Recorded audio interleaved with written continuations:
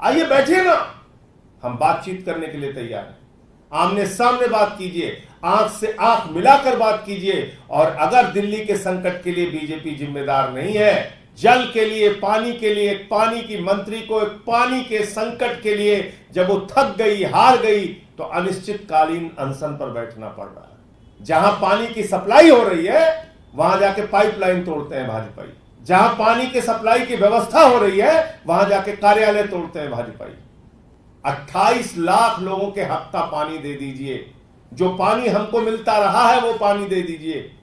लेकिन आतिशी जो दिल्ली की मंत्री हैं उनकी एक बात सुनने को भाजपा के लोग तैयार नहीं। देश की राजधानी दिल्ली में दिल्ली के लोगों के हक का पानी नहीं दिया जा रहा है। 28 लाख लोगों को पीने का पानी 100 MGD पानी से मिल सकता है, और वो पानी हरियाणा की बीजेपी सरकार नहीं दे रही है। आप मटके फोड़ रहे हैं, यहां पे कर्मचारियों को मार रहे हैं, ऑफिस में तोड़फोड़ कर रहे हैं। पूरे भाजपाई कहीं भी आपको नहीं दिखेंगे कि इस पानी के संकट को दूर करने में हमारा सहयोग करें। कहीं पाइप की, कहीं वाटर की सप्लाई पाइपलाइन तोड़ने में जुटे हुए भाजपाई। आप पहचानिए इनको, कितने क्रूर लोग हैं ये, और आपके संकट के समय में कैसा आपको कुचलने का काम कर रहे हैं। हम लोगों पे तो हमला करते रहते हैं, करिए, कोई दिक्कत नहीं है। लेकिन दिल्ली की जनता को सोचना पड़ेगा बीजेपी के लोग कितने क्रूर और निर्दयी हैं कि संकट के समय में उनका आपको सहयोग करने की कोई मंशा नहीं है। जहां पानी की सप्लाई हो रही है वहां जाके पाइपलाइन तोड़ते हैं भाजपाई, जहां पानी की सप्लाई की व्यवस्था हो रही है वहां जाके कार्यालय तोड़ते हैं भाजपाई। रमेश विधूड़ी के नेतृत्व में भारतीय जनता पार्टी के लोगों ने कार्यालय तोड़ा। अब बताइए, डर के मारे कर्मचारी काम नहीं करेगा, दिल्ली के लोगों को पानी कैसे मिलेगा? पीछे से हरियाणा से पानी रोक दिया, यहां ड्रामा कर रहे हो।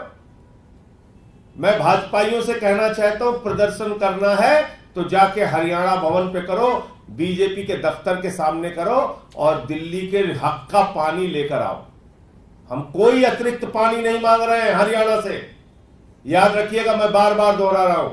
28 लाख लोगों के बराबर पीने के पानी, 100 MGD पानी को हरियाणा की बीजेपी सरकार ने रोका है। हम वही पानी मांग रहे हैं, फिर पानी का संकट दूर हो जाएगा।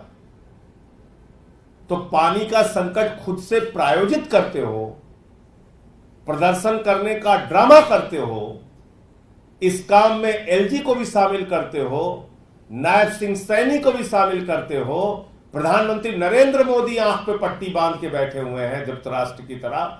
ये सब कुछ पूरी दिल्ली और पूरा देश देख रहा है। और एक मंत्री के तौर पर आतिशी जी ने लगातार प्रयास किया दिल्ली के लोगों के लिए।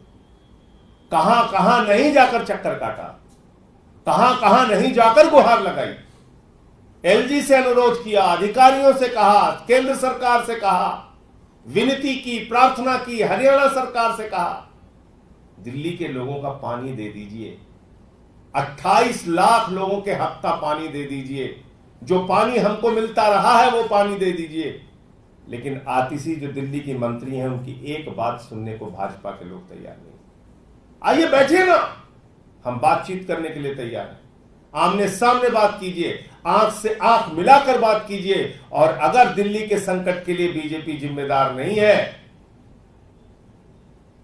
तो दूध का दूध, पानी का पानी देश की जनता और देश की मीडिया के सामने हो जाएगा। सीधे तौर पर बीजेपी जिम्मेदार है, सीधे तौर पर LG जिम्मेदार है, सीधे तौर पर हरियाणा की सरकार जिम्मेदार है और प्रधानमंत्री जिम्मेदार है। आपने 28 लाख लोगों का पानी रोक दिया, उसके बाद यहां नौटंकी, ड्रामा, प्रदर्शन, घड़ा फोड़ो, मटका फोड़ो, पटका डाल के मटका फोड़ो चल रहा है। और मजबूर होकर, पहली बार इतिहास में होगा कि एक कैबिनेट मंत्री को, एक जल मंत्री को, जल के लिए, पानी के लिए, एक पानी की मंत्री को एक पानी के संकट के लिए जब वो थक गई, हार गई, तो अनिश्चितकालीन अनशन पर बैठना पड़ रहा है। कल से आतिशी जी का अनिश्चितकालीन अनशन शुरू हो रहा है। दिल्ली के लोगों की प्यास के लिए, पानी के लिए, एक एक बूंद पानी के लिए जो दिल्ली के लोगों को तरसाया जा रहा है, उस सवाल को लेके आतिशी जी का कल से अनिश्चितकालीन अनशन शुरू हो रहा है।